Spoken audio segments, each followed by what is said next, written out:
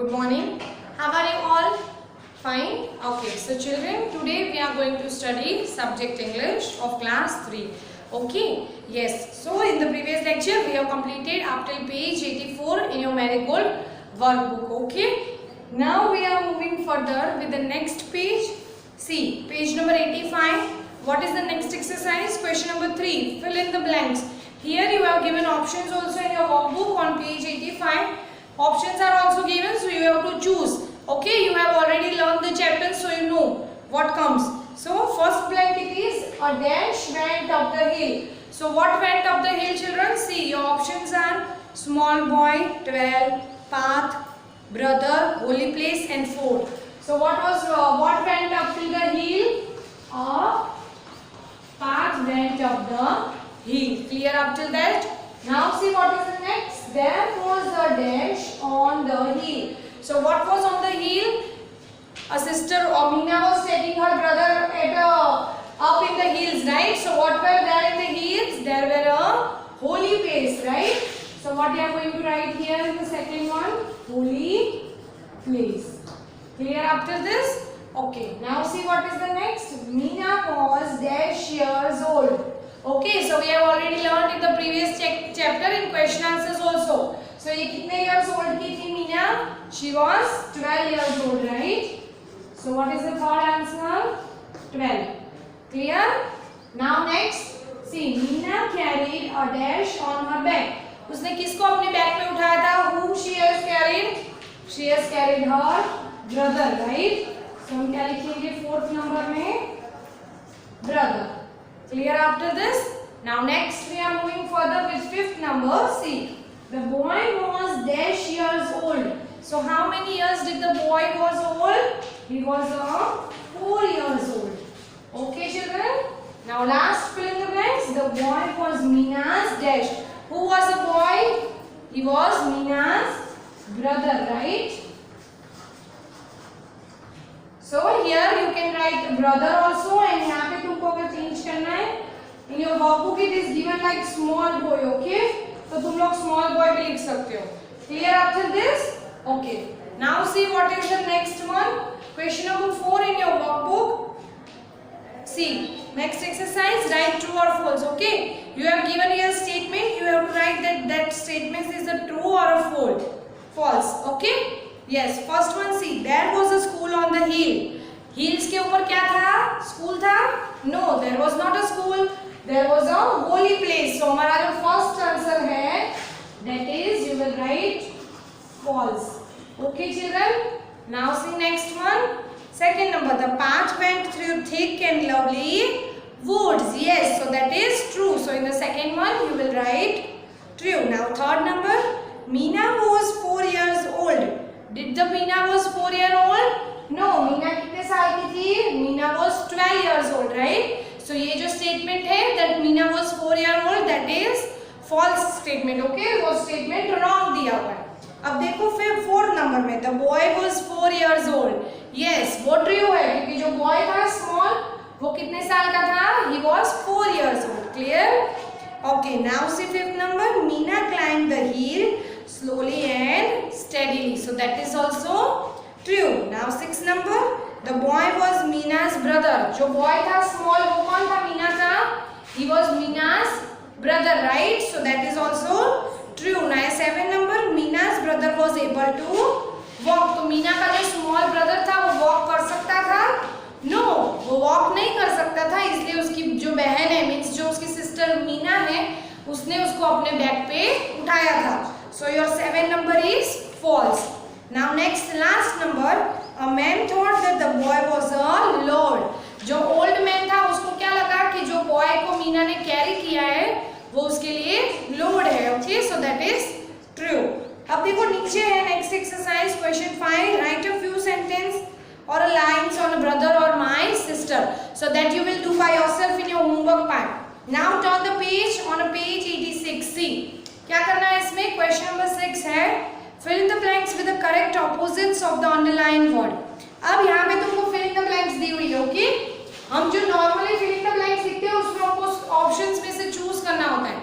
यहाँ पे तुमको जो क्वेश्चन है fill in the blanks का, उसमें एक वर्ड है जो अंडरलाइन करके दिया हुआ है तुमको उस वर्ड का ऑपोजिट देना है। जैसे फर्स्ट वन है, देखो, the peacock is a beautiful bird but the crow is an dash bird. अब यहाँ पे फर्स्ट नंबर में जो ब्यूटीफुल है, ब्यूटीफुल के नीचे अंडरलाइन दिया है। ओके, मतलब ये जो है इसका ऑपोजिट तुमको आंसर में लिखना है। तो इसका ऑपोजिट क्या होगा? ब्यूटीफुल मींस जो सुंदर दिखता है। ओके, एंड नाउ उसका ऑपोजिट क्या होगा? अगली। Okay children, clear? Now see what is the next one. See second, a rabbit runs fast but a tortoise is dash. अब फास्ट के लिए हम ऑपोजिट क्या यूज कर सकते हैं? फास्ट अंडरलाइन वर्ड किया हुआ है तो उसके लिए हम क्या लिखेंगे? You can write slow.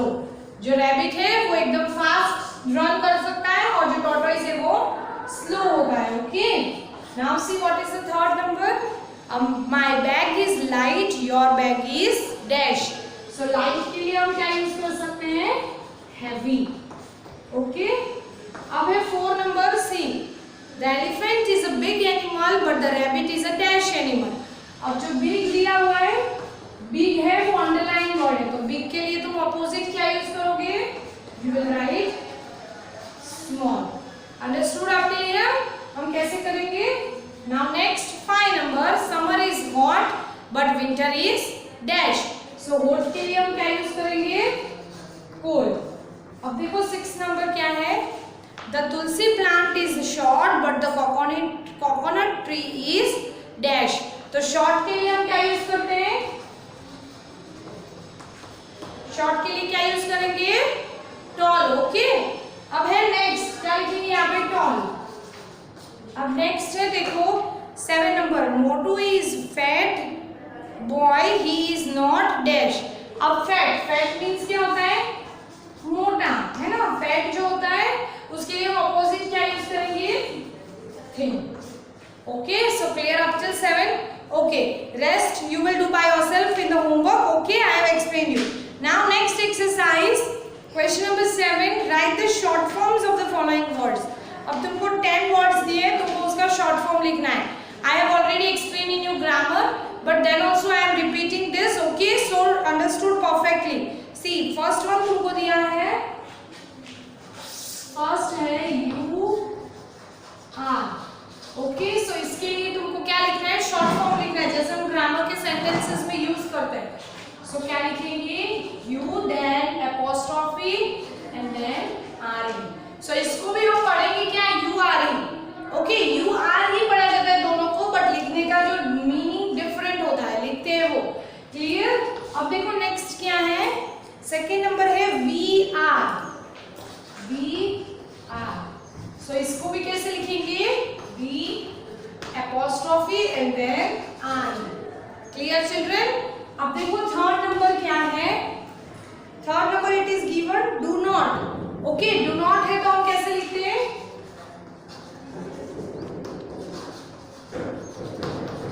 Don't लिखते हैं ना? Yes, so do not के लिए हम क्या शॉर्ट फॉर्म यूज करते हैं? Don't.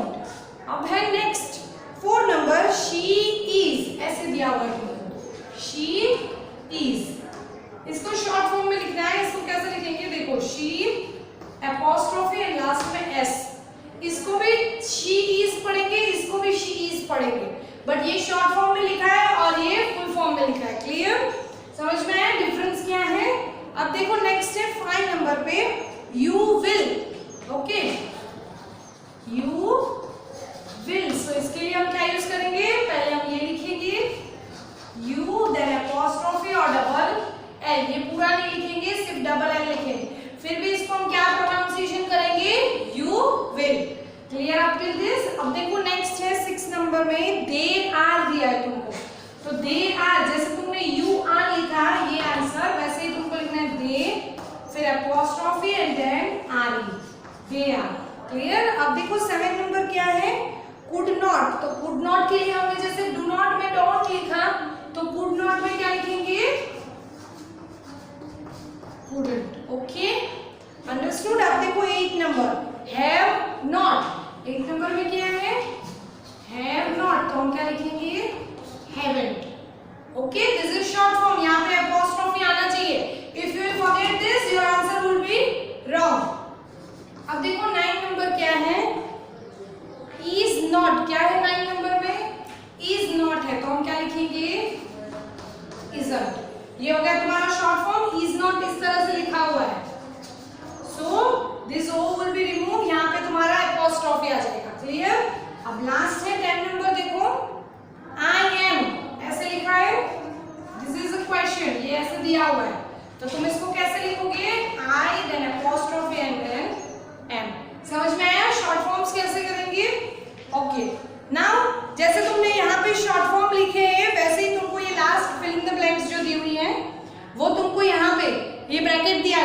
देखो यहाँ क्वेश्चन था, वैसे तुमको ब्रैकेट में पूरा दिया हुआ है she will.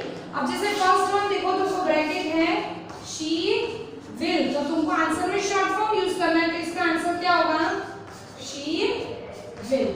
Okay, so this is your homework, you will do by yourself. Here we have completed our chapter 9, so we will meet in our next lecture with next chapter. Till that, bye, thank you.